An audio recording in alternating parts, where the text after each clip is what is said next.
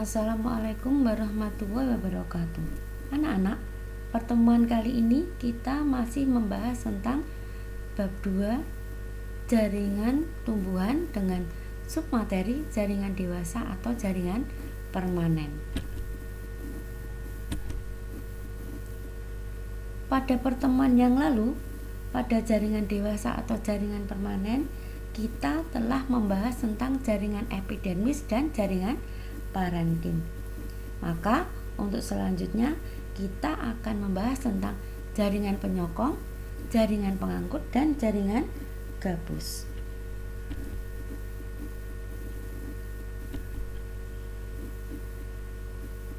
Baik anak-anak, pelajaran kita akan mulai dengan membahas jaringan penyokong atau jaringan penguat. Jaringan penyokong atau penguat ini mempunyai beberapa fungsi, yaitu yang pertama, melindungi tumbuhan dari gangguan mekanis. Gangguan mekanis itu misalnya kerusakan dari luar, misalnya ada angin. Nah, ini tanamannya tetap akan kokoh, dia tidak akan mudah rubuh atau rusak. Kemudian di fungsi yang kedua yaitu melindungi embrio dalam biji. Kemudian melindungi jaringan pengangkutan. Kemudian juga sebagai penegak batang dan penguat daun. Kemudian melindungi jaringan aerenkim atau parenkim yang berfungsi sebagai penyimpan udara. Nah, anak-anak, ternyata jaringan penyokong itu berdasar bentuk dan fungsinya ada dua macam. Yang pertama yaitu jaringan kolenkim.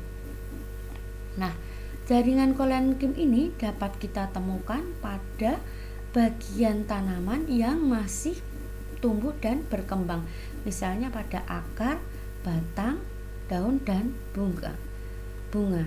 Jika mengamati gambar yang di samping ini, bentuk sel dari jaringan kolenkim itu bentuknya bulat. Kemudian dinding-dinding selnya ini mengalami penebalan selulosa atau penebalan yang terbuat dari serat-serat.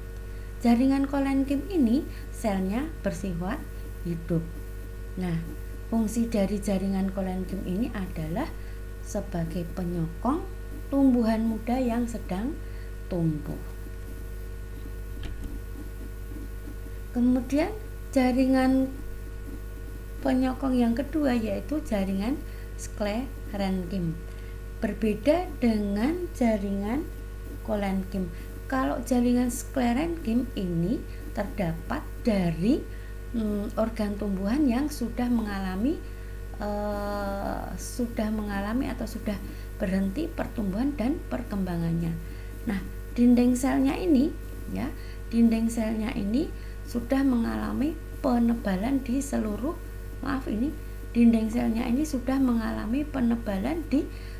bagian dinding selnya. Dan sifat dari sel jaringan sklerenkim ini adalah selnya mati.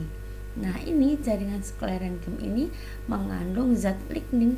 Zat lignin itu adalah zat kayu. Nah, kalau pada jaringan kolenkim tadi fungsinya adalah melindungi tubuh tanaman yang masih muda, tetapi kalau yang sklerenkim ini berfungsi melindungi bagian tumbuhan yang sudah dewasa serta melindungi bagian tanaman yang lunak. Nah, jaringan sklerenkim ini dikelompokkan menjadi dua jenis, yaitu serabut dan sklereid. Apa itu serabut atau serat sklerenkim? Nah, serabut atau serat sklerenkim ini bisa kita temui pada tanaman rosella.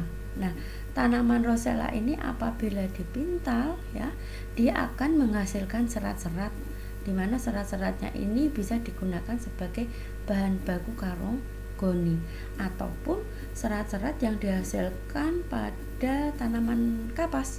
Nah, tanaman kapas ini serat-seratnya apabila dipintal dia akan menghasilkan benang-benang yang digunakan sebagai bahan baku baju. Nah, bagaimana ciri khas dari serat atau serabut sklerenkim ini? Bentuk selnya panjang, sempit, kedua ujungnya runcing, sehingga sering disebut dengan serat atau serabut. Nah, sifat dari serabut atau serat sklerenkim ini berasal dari sel meristem. Nah, tadi sudah saya katakan bahwa serat ini bisa ditemukan pada berkas serat daun, kemudian bisa juga di jaringan pengangkutan ataupun batang pelindung biji. Kemudian jenis sklerenkim yang kedua yaitu berupa sklerate atau sel-sel batu. Sklerenkim atau sel-sel batu. Nah, bagaimana sih bentuk sklerate atau sel-sel batu? Nah, ini dapat kita temukan di tempurung kelapa atau tanaman Cocos nusifera. Nah, ini serat-seratnya. Nah, serabut-serabutnya ini karena mati maka disebut dengan sel-sel batu. Ataupun misalnya selaput biji pada rambutan ataupun biji yang terdapat pada daging buah jambu biji. Nah, ini sel-sel batu. Ini juga serat-seratnya disebut dengan sel-sel batu. Ya, tempurung pembungkus bijinya ini, kemudian yang ini tempurungnya ini juga sel-sel batu. Nah, bagaimana bentuk dari sel batu ini? Bentuk selnya bulat, dinding selnya keras sehingga tahan terhadap tekanan sehingga disebut dengan sel batu. Ya, berasal dari sel-sel parenkim. Ya, sel-sel parenkim. Kalau parenkim itu berarti sel-sel yang mengisi bagian tanaman. Nah, tadi sudah dikatakan bahwa sel sklerate ini terdapat pada semua bagian tumbuhan, terutama di kulit kayu, kemudian pembuluh tapis, dan di dalam buah dan biji. Sampai di sini bisa paham ya?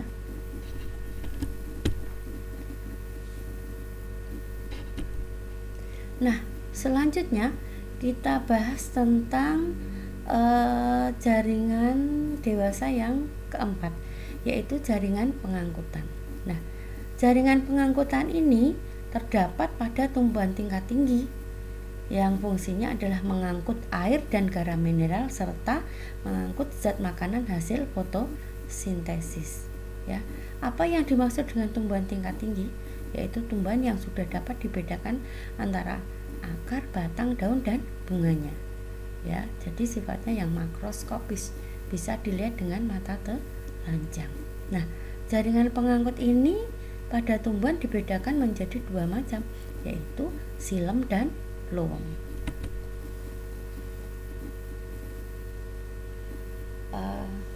Coba anak-anak perhatikan struktur xilem yang ada di gambar A ini.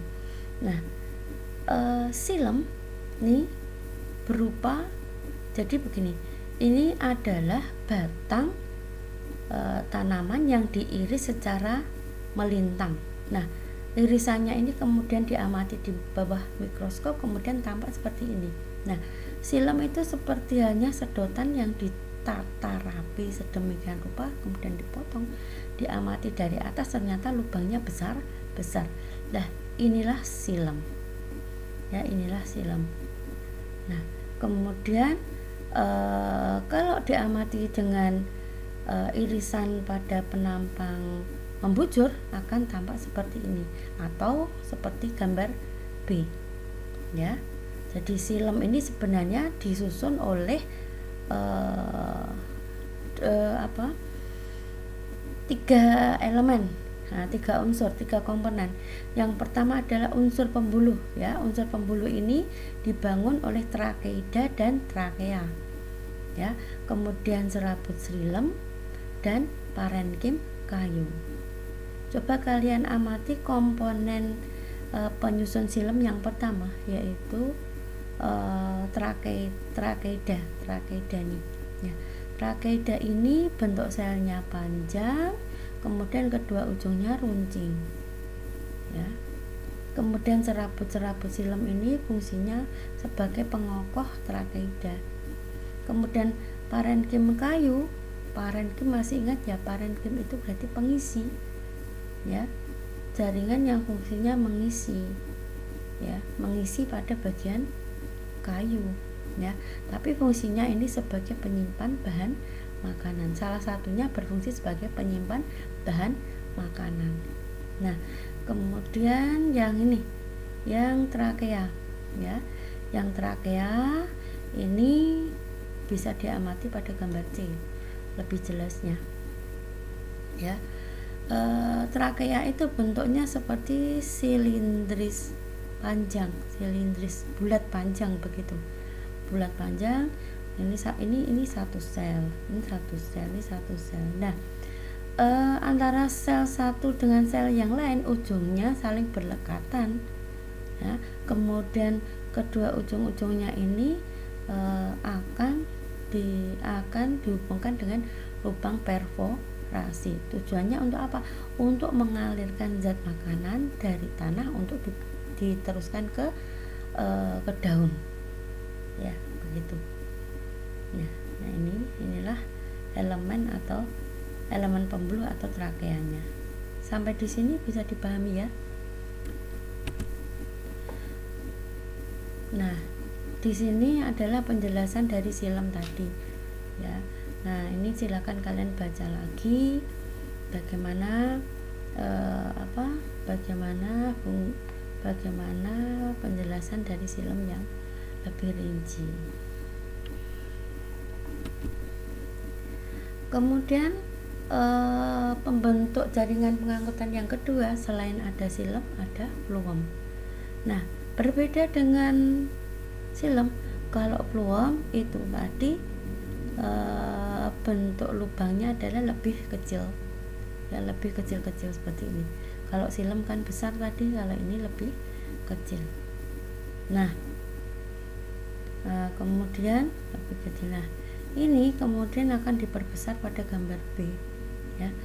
Jadi sebenarnya komponen fluem ini disusun oleh pembuluh tapis, kemudian ada sel pengiring, ada parenkim fluem, ada serat-serat fluem, ya. Coba perhatikan pada gambar C ini, ya, antara pembuluh tapis satu dengan yang lain ini juga ada lubang perforasinya. Cuman arahnya kalau silem itu dari bawah ke atas, artinya dia membawa air dan garam mineral diteruskan ke daun untuk difotosintesis. Sedangkan kalau fluem ini mengangkut hasil fotosintesis dari daun untuk diedarkan ke seluruh jaringan tubuh tanaman. Coba kalian lihat di sini. Jadi fungsi fluem adalah mengangkut dan mendistribusikan zat makanan hasil fotosintesis dari daun ke seluruh bagian tubuh tanaman, seperti yang telah saya katakan tadi.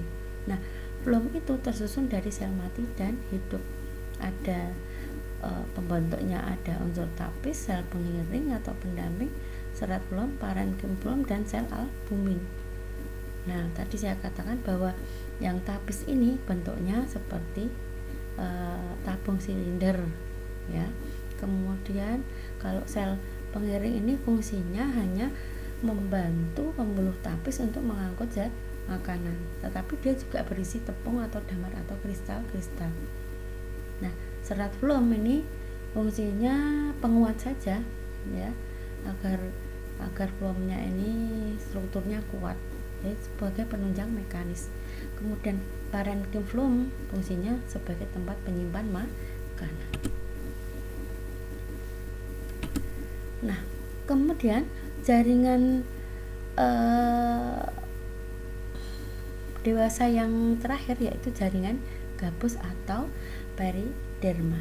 Coba kalian amati gambar ini, ya. Gambar ini merupakan irisan penampang melintang dari batang, ya, dari batang. Nah, ini epidermisnya, yaitu lapisan sel yang paling luar.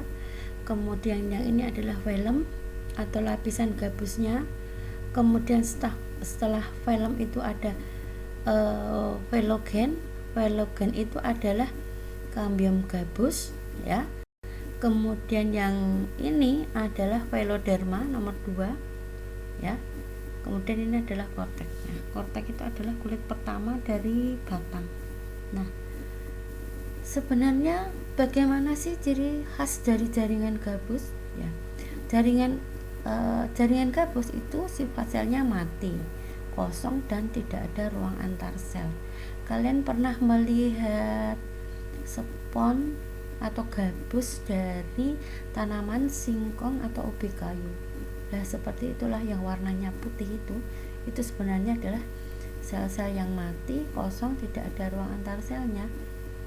Nah, karena ada gabusnya inilah menjadikan tanaman itu bersifat kedap air atau tidak tembus air dan gas. Mengapa demikian? Karena dinding selnya ini mengalami penebalan suberin atau zat gabus, jadi kedap air. Jelas di sini karena kedap air, maka fungsi dari gabus adalah pelindung tumbuhan dari kehilangan air dan mencegah terjadinya infeksi dan luka mekanis. Nah, telah saya katakan tadi bahwa struktur jaringan gabus itu tersusun oleh filem. Ya, filem itu lapisan gabus yang dibentuk oleh velogen atau cambium gabus. Cambium gabus yang mana tadi? Ini ya. Nah, velogen atau cambium gabus kalau tumbuhnya ke arah luar, dia akan membentuk filem atau lapisan gabus. Kalau velogen ini tumbuhnya ke arah dalam, maka dia akan membentuk veloderma. Nah, itu ya. Sedangkan apa itu velogen atau cambium gabus? Ya, dia fungsinya sebagai pembentuk filem ya dan pembentuk velogen. Sampai di sini bisa dimengerti? Baik, sekarang pertanyaannya, mengapa batang tumbuhan dikotil pecah-pecah? Nah, tentunya kalian pernah melihat struktur batang yang seperti ada celah-celahnya ini, seperti robek-robek atau pecah-pecah. Nah, ini terjadi karena pada tumbuhan dikotil terdapat lapisan gabus yang akan menggantikan epidermis ya. Jadi lapisan gabus yang akan menggantikan epidermis ya. Jadi coba perhatikan ini adalah penampang atau irisan membujur dari batang ya, membujur dari batang. Diamati di bawah mikroskop tampak seperti ini ya. Ini lentiselnya atau celah-celah yang terbentuk, kemudian ini epidermisnya, ini filem, velogen, dan veloderm. Ini terjadi karena epidermisnya sudah menua. Nah, karena sudah menua ini, akhirnya peran epidermis ini digantikan oleh filem, velogen, dan veloderm ya. Nah, dia akan tumbuh mendesak ke atas, kemudian dia sel-selnya mati, kemudian mengelupas dan lepas dari kulit. Karena terlepas dari kulit inilah maka timbul lubang atau pori-pori pada batang yang disebut dengan lentisel. Nah, lentisel ini fungsinya sebagai tempat pertukaran gas. Bisa dimengerti ya anak-anak? Nah, saya harap kalian bisa memahami materi ini dengan baik, dan Bu Elvi ucapkan terima kasih, dan jangan lupa kita masih akan bertemu pada bab 2 jaringan tumbuhan, yaitu tentang organ-organ penyusun tumbuhan. See you. Terima kasih. Assalamualaikum warahmatullahi wabarakatuh.